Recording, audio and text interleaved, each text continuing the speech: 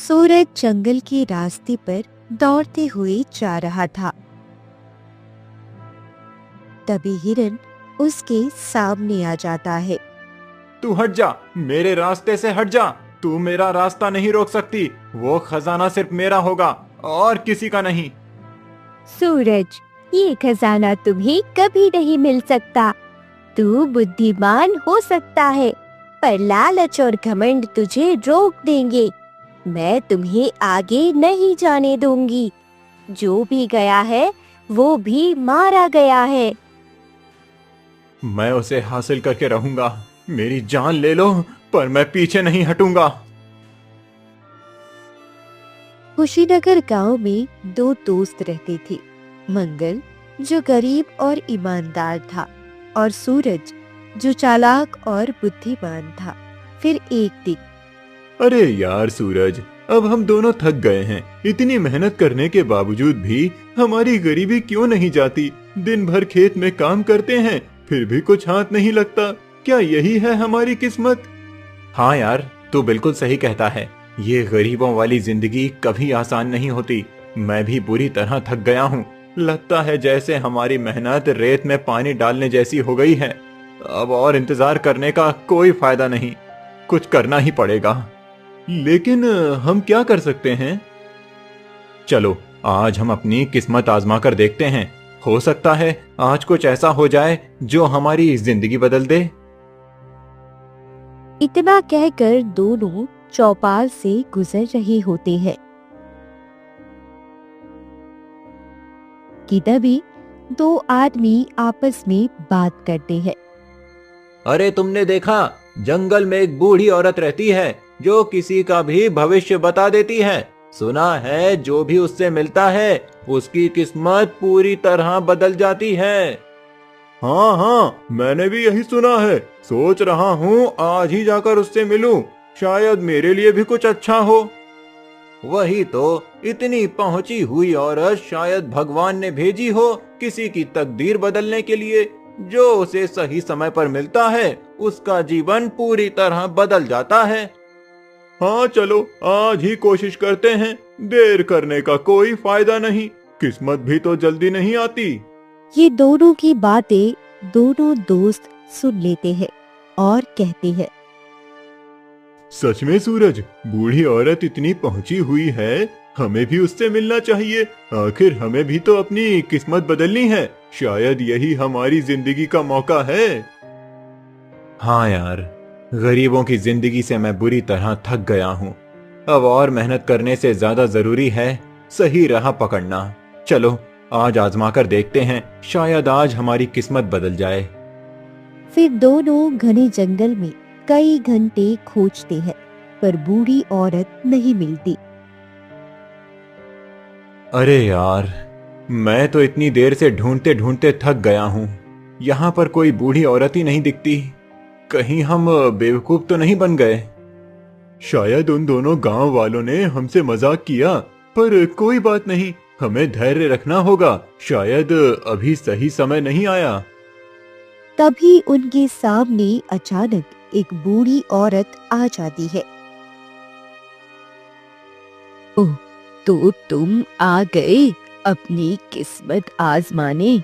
तुम्हारे साहस और धैर्य ने तुम्हें यहाँ तक पहुँचाया है।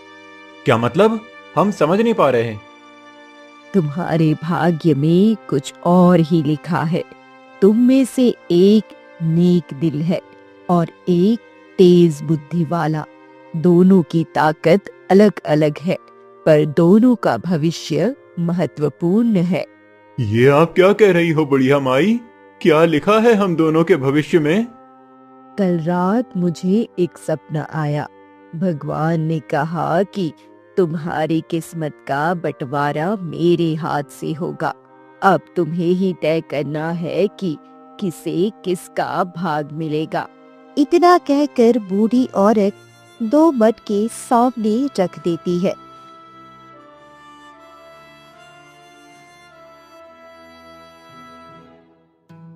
देखो, ये दो मटके, एक में सोना छिपा है और दूसरे में मिट्टी।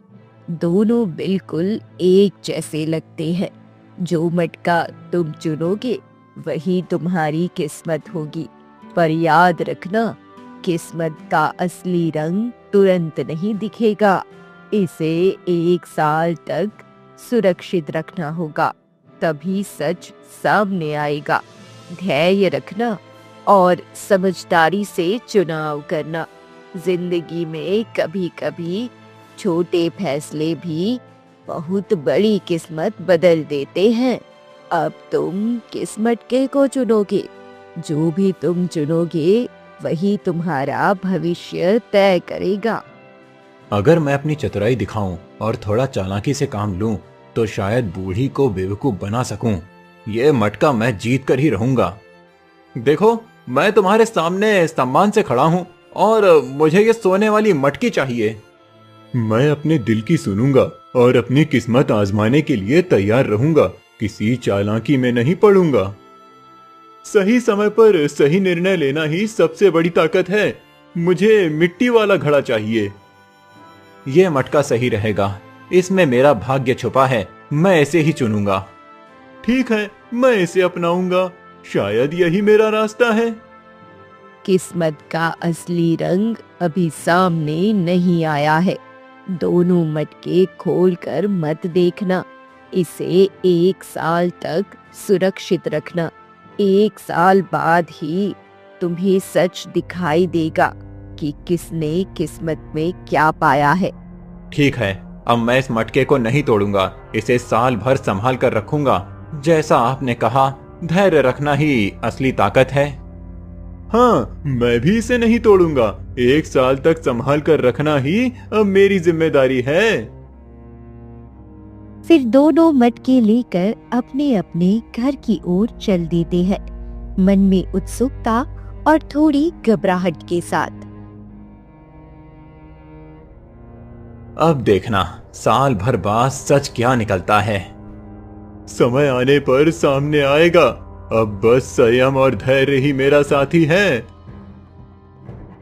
फिर जैसे ही कुछ दिन बीतते हैं, अब और नहीं रुक सकता। मुझसे तो और इंतजार नहीं हो रहा है। ये मटके में सच में सोना है और मैं साल भर कैसे इंतजार करूं।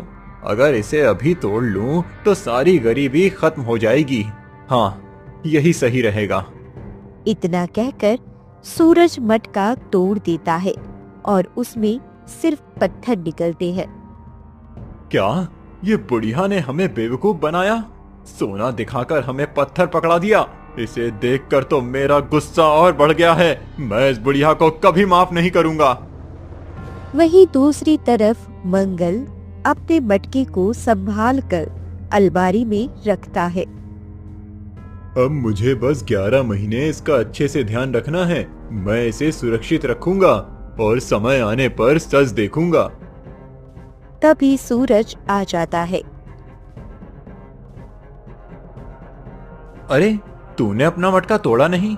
यार, मैंने तो सोचा था तू भी जल्दबाज होगा। ये साल भर कैसे रख पाएगा? हाँ सूरज, मैंने कहा था ना कि इसे सुरक्षित रखना है। मैं इसे नहीं तोड़ूंगा।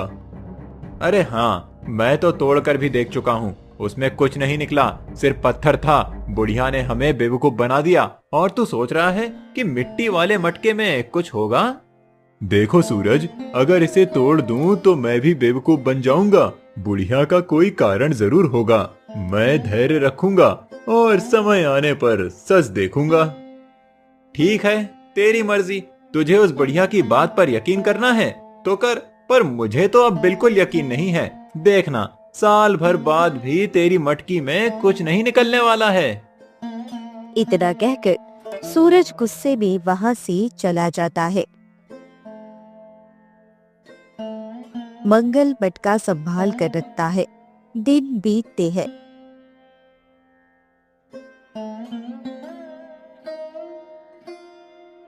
और एक दिन गांव में एक चोर आ जाता है। आज मुझे इस गांव में अच्छा खासा धन कमाने का मौका मिला है। सबसे पहले किसके घर जाऊं?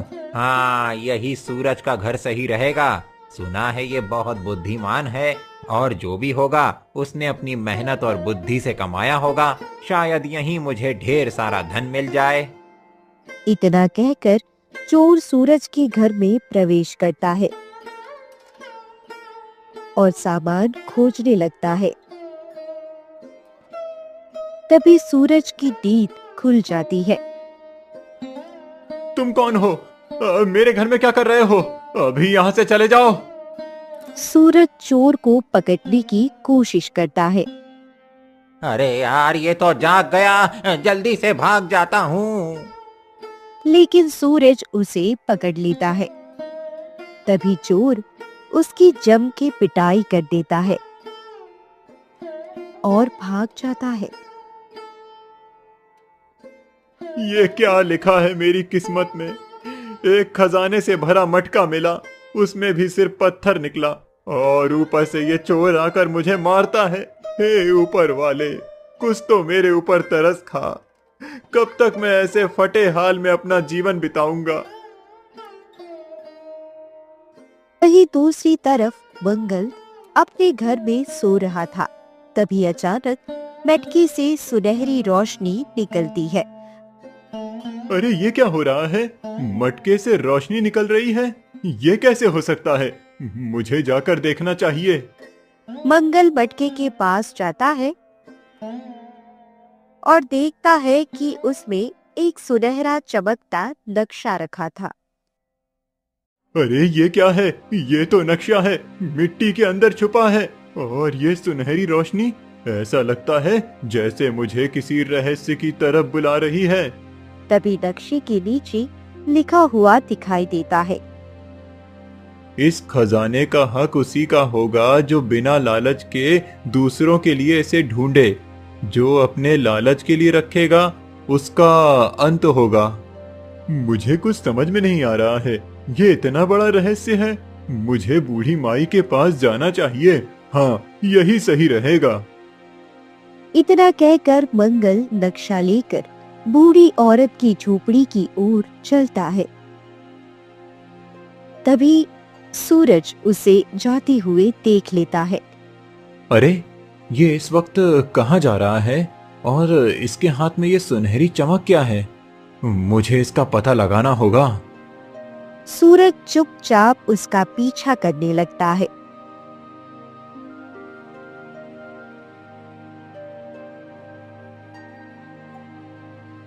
तभी मंगल जैसे ही बूढ़ी औरत के पास पहुंचता है। बूढ़ी माई, ये नक्शा मुझे मिट्टी के मटके से मिला। मैं नहीं जानता कि इसमें क्या लिखा है, पर लगता है ये किसी बड़े रहस्य की ओर इशारा करता है। हाँ बेटा, ये खजाना सदियों पहले एक बड़े राजा ने छुपाया था। उसे केवल नेक इंसान ही पा सकता है। लालच करने वाला कभी इसे नहीं देख पाएगा। नेक इंसान? यानी इसका मतलब है कि इसे पाने के लिए दिल साफ होना चाहिए। कोई भी लालच इसे पाने की राह में बाधा बन सकता है। ये सारी बातें सूरज चुपचाप सुन लेता है। हाँ ठीक है, अगर मैं पहले इस खजाने तक पहुंच गया तो सब कुछ मेरा होगा। मैं राजा बन जाऊंगा, मेरी किस्मत चमक जाएगी। और मंगल, वो तो बस भोला और नेक दिल है, उसे तो इसका सही मतलब भी नहीं पता। अब मेरा समय है। अब मुझे पूरी तरह से ध्यान रखना होगा। ये नक्शा केवल सही दिल वाले इंसान के लिए ही है। इसे संभाल कर रखना ही अब मेरी जिम्मेदारी है। और हाँ, ये खजाना तुम हासिल करके सभी गरीब दुखियों की मदद करना। हाँ, मैं भी यही सोच रहा हूँ। इतना कहकर मंगल नक्शा लेकर अपने घर आता है और उसे मिट्टी वाले मटके में रख देता है। बस अब सुबह होने का इंतजार है, फिर मैं इस खजाने तक पहुंचूंगा और गरीबों दुखियों की मदद करूंगा। फिर मंगल सो जाता है। तभी सूरज चुपके से मंगल के घर आता है। यही सही मौका है। अब मैं इस नक्शे को चुरा लूंगा और खजाने तक पहुंच जाऊंगा। मेरी किस्मत चमकने वाली है। फिर सूरज नक्शा चुराकर जंगल की ओर निकल जाता है।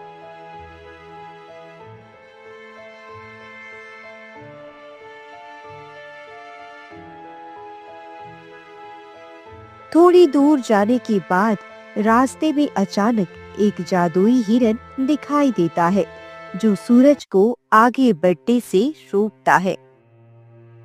तुम्हारे मन में लालच है। जो भी लालची व्यक्ति उस रास्ते पर गया वो कभी लौटकर नहीं आया है। तुम जिद छोड़ दो, आगे मत बढ़ो, नहीं तो। मैं तुम्हारी बकवास बातों में नहीं आने वाला। तू ऐसे नहीं मानेगा। रुक जा, अब मैं आगे ही जाऊंगा। सूरज एक मोटा सा डंडा उठाता है और उस हिरन की ओर फेंकता है। हिरन जख्मी हो जाता है, जमीन पर गिर जाता है। अब आया तुझे समझ में कि मेरा रास्ता रोकने का क्या अंजाम होता है। अब खजाना मेरा ही होगा। देखना, अब मुझे कोई नहीं रोक पाएगा। सूरज घमंड और लालच के साथ आगे बढ़ता है।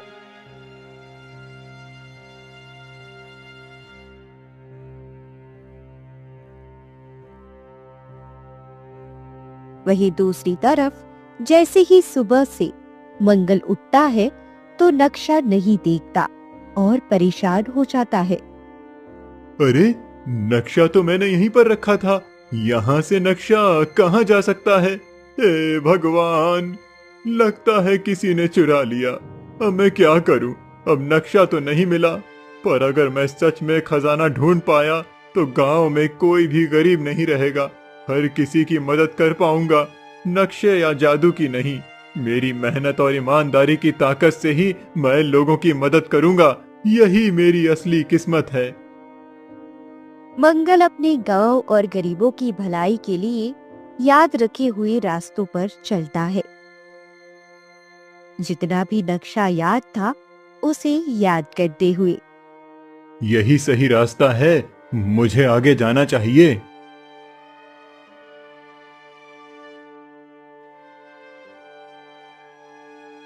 वहीं दूसरी तरफ सूरज आगे बढ़ता है और अचानक घने जंगलों में एक अद्भुत सुंदर स्त्री प्रकट होती है।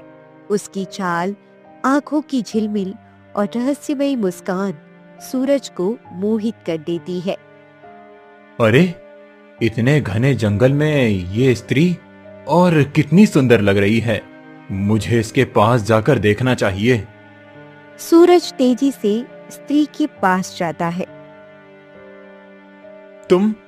तुम इतने घने जंगल में अकेली क्या कर रही हो? मैं किसी बुद्धिमान व्यक्ति का इंतजार कर रही थी, जो मुझे अपनी बाकी की जिंदगी में खुशी और सुरक्षा दे सके। तुम्हारा इंतजार अब खत्म हुआ, क्योंकि मुझसे बड़ा बुद्धिमान कोई नहीं है। तो अगर मैं तुमसे शादी करूं तो तुम्हें धन मिलेगा और तुम अमीर बन जाओगी। मैं खजाने की खोज में निकला हूं, और जैसे ही खजाना हासिल करूंगा फिर हम विवाह करेंगे। इस घमंड और लालच में तू अपनी बुद्धि पर इतना भरोसा करता है, लेकिन यही तेरी कमजोरी बनेगी। और जैसे ही सूरज आगे बढ़ता है, वो स्त्री रहस्यमयी रूप में गायब हो जाती है। सूरज आगे बढ़ता है।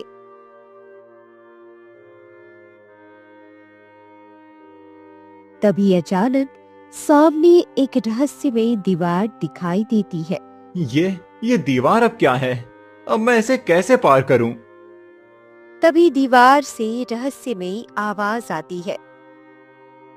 अगर तुम आगे जाना चाहते हो तो तुम्हें यहाँ मेरे 2 प्रश्नों का जवाब देना होगा। पहला प्रश्न ये है कि तुम्हें बिना किसी की मदद लिए केवल अपनी बुद्धि और चतुराई से इसे हल करना होगा। दूसरा प्रश्न भी इसी तरह का है।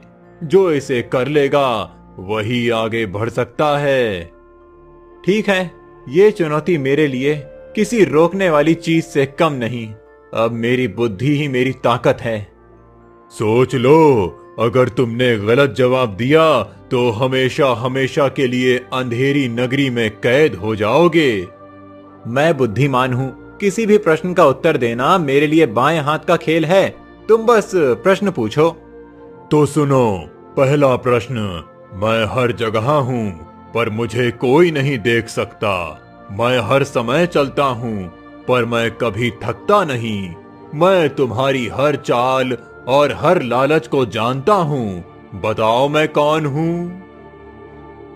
ये तो, अरे इसका उत्तर क्या होगा? मुझे पता है पर मैं बोल नहीं पा रहा हूँ। तुम्हारा समय खत्म हुआ। अब मेरा दूसरा प्रश्न। मैं मूल्यवान हूँ पर ना तो तुम मुझे छू सकते हो और ना ही देख सकते हो। मैं केवल नेक दिल वालों को दिखाई देता हूँ। जो लालच में अपने लिए खोजते हैं वो मुझ तक कभी नहीं पहुँच सकते। बताओ मैं क्या हूँ? सूरज चिंतित हो जाता है, माथा पटकता है, उसका घमंड धीरे धीरे डर में बदल जाता है। वह जवाब नहीं दे पाता। मुझे इसका भी जवाब नहीं पता। मुझे माफ कर दो। मुझे पूरा विश्वास था कि मैं तुम्हारा जवाब दे सकता था, लेकिन अब मुझे एक भी जवाब याद नहीं आया। कृपया मुझे एक और मौका दो। नहीं, तुम्हारा घमंड ही तुम्हारा अंत बन गया। मैंने तुम्हें पहले ही चेताया था कि सोच समझकर जवाब दो, पर तुमने केवल घमंड दिखाया।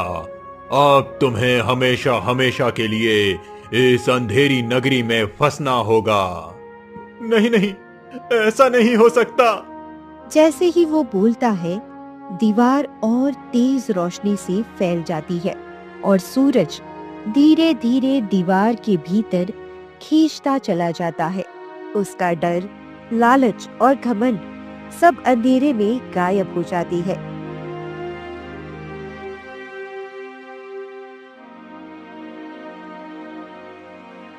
वहीं दूसरी तरफ मंगल जंगल की ओर बढ़ रहा था। तभी रास्ते में वो एक घायल हिरण को देखता है जो दर्द में कराह रहा था। अरे ये क्या? ये हिरण बुरी तरह घायल है। मुझे इसकी मदद करनी चाहिए। मंगल हिरण के पास जाकर उसके जख्म पर ध्यान देता है। तुम्हें क्या हुआ? बताओ, तुम ठीक हो जाओगे। रुको, मैं तुम्हारे कुछ जड़ी बूटियां लगा देता हूँ। मंगल जड़ी बूटियां तोड़कर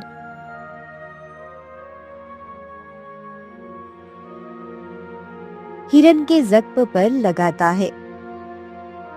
तुम बहुत नेक इंसान हो, बिना स्वार्थ के मेरी मदद की।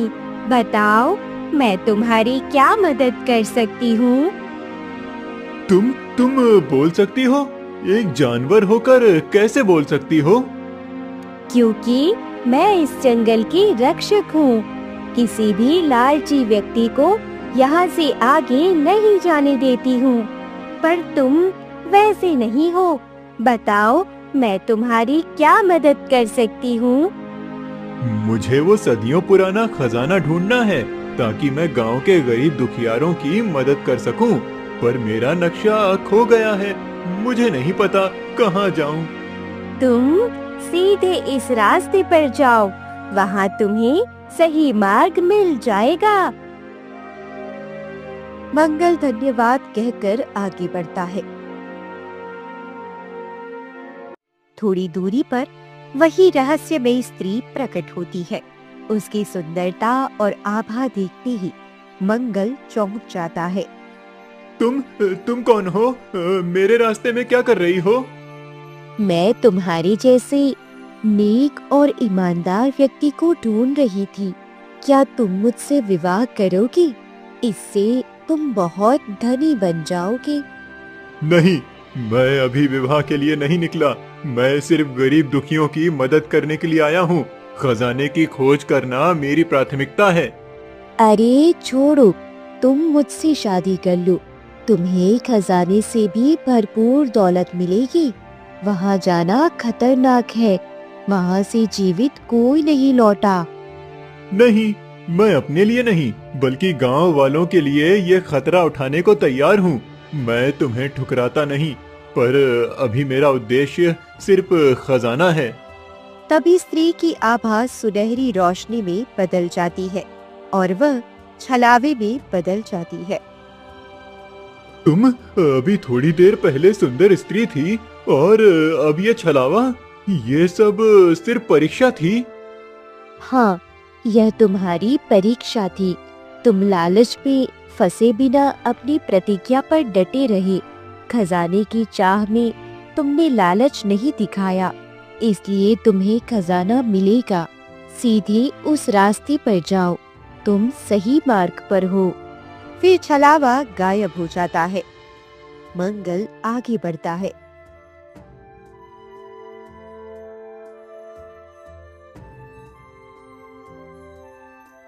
तभी मंगल दीवार के सामने खड़ा होता है। ये दीवार, अब इसे कैसे पार करूं? तभी दीवार से गूंजती हुई आवाज आती है। तुम यहाँ से आगे नहीं जा सकते। अगर तुम्हें आगे जाना है तो मेरी एक पहेली का उत्तर देना होगा। ध्यान रखना, अगर उत्तर गलत दिया तो हमेशा हमेशा के लिए यहीं रहोगे। ठीक है, मैं तुम्हारे प्रश्न का उत्तर देने के लिए तैयार हूँ। ये वो जगह है जहाँ दो शक्तियों ने युद्ध किया, जहाँ धर्म और अधर्म की लड़ाई की गूंज आज भी सुनाई देती है। यहाँ वीरों की कथाएं और त्याग सदियों तक याद रखी गईं। रक्त और न्याय की धरती, जहाँ नायक और विजेता दोनों चमके। बताओ, वो पवित्र धरती कहाँ है जहाँ इतिहास खुद बोलता है? ये कुरुक्षेत्र है। तुमने बिल्कुल सही जवाब दिया है, इसीलिए तुम आगे जा सकते हो। तभी दीवार धीरे धीरे चमकती है और मंगल उसके अंदर चला जाता है।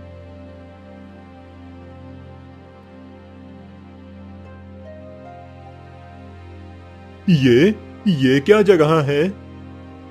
आसपास की चमक और रहस्यमयी प्रकाश से वह थोड़ा डर जाता है। तभी एक जादुई महल आ जाता है,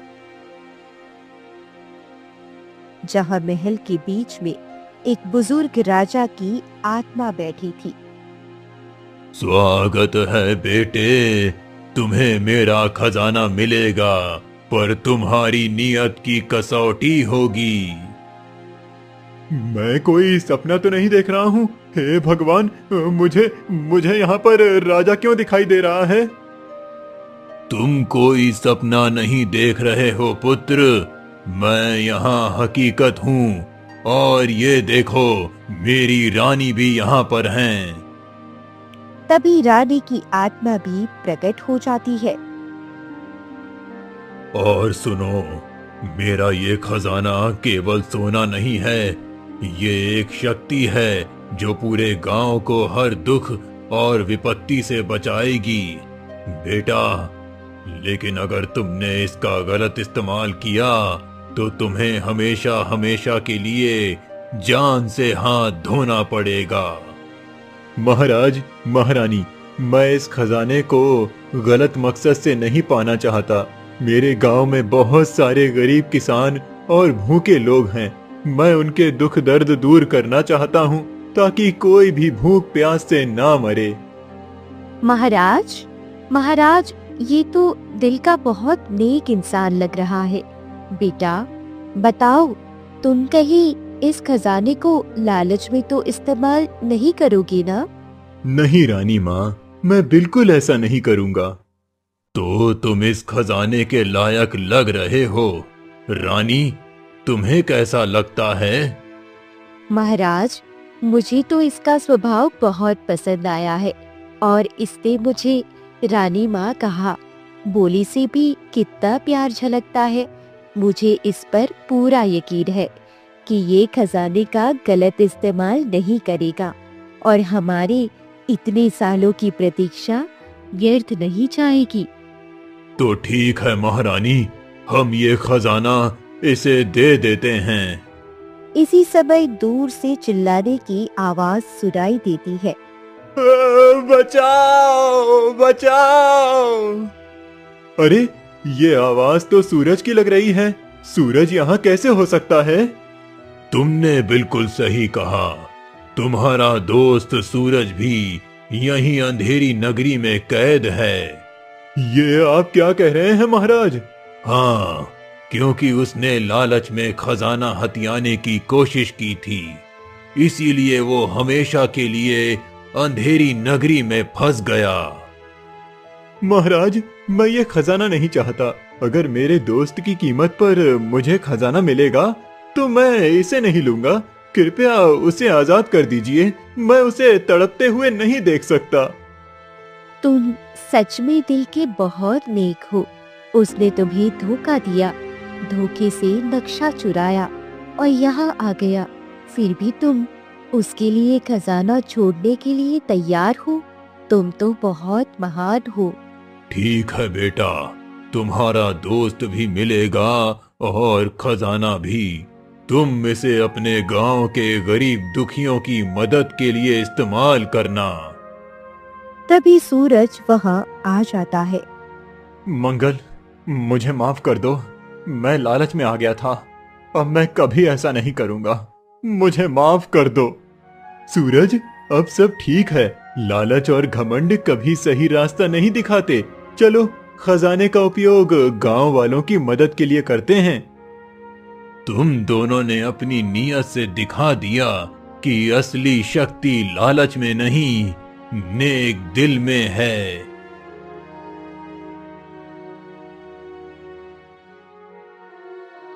फिर मंगल और सूरज खजाने के साथ गांव पहुंचते हैं।